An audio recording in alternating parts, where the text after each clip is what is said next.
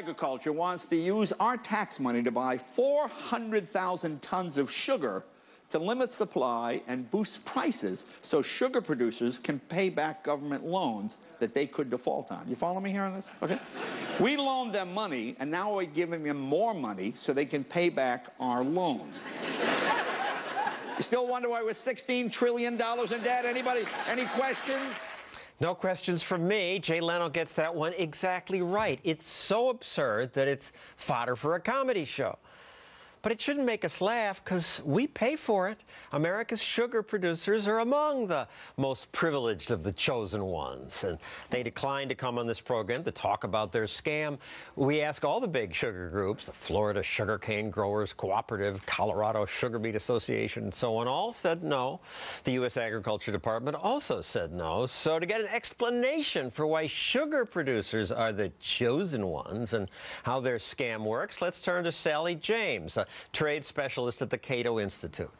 So this costs Americans about $3 billion a year in higher prices. Absolutely. It depends on the difference between world prices and domestic prices, but it's anywhere between $700 million to, in 2011, almost $4 billion a year.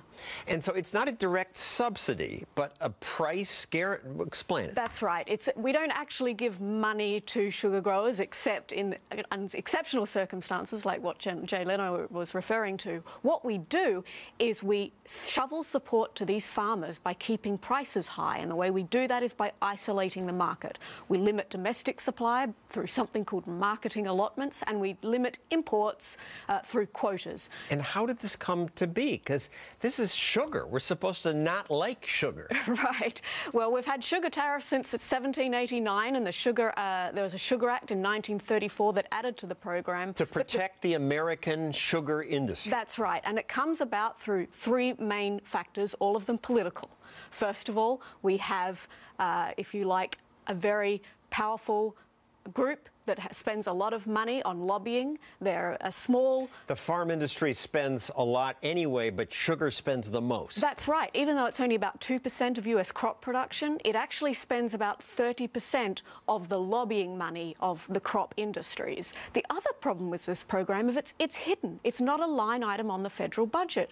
And there's unequal incentives to lobby. Okay, consumers pay a few dollars a year to maintain this status quo. They don't necessarily know about it. They certainly don't want to lobby. You don't have an incentive to go to Washington Where's the incentive to complain to do it?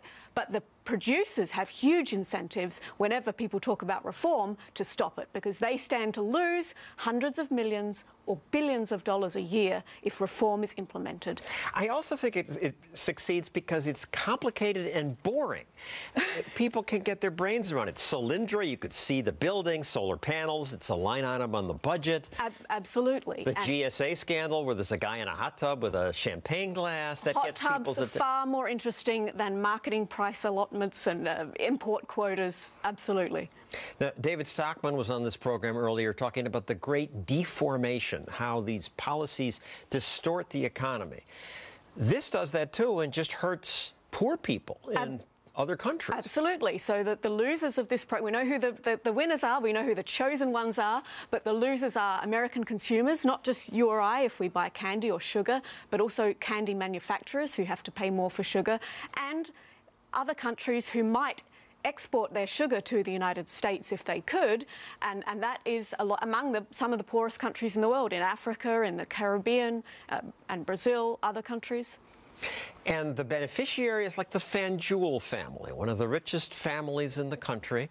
Brilliant lobbyists. They've lobbied me, very charming people. They say that you have to help us because these other countries, they subsidize their sugar producers. Without all this help, we can't compete with them. If other countries subsidize their sugar producers, that means their sugar will be cheap. That's good. That's a gift to the American consumers. We should be thanking them. If they want to rip off their taxpayers, we should freeload off that. That's a problem for them, but we should be grateful.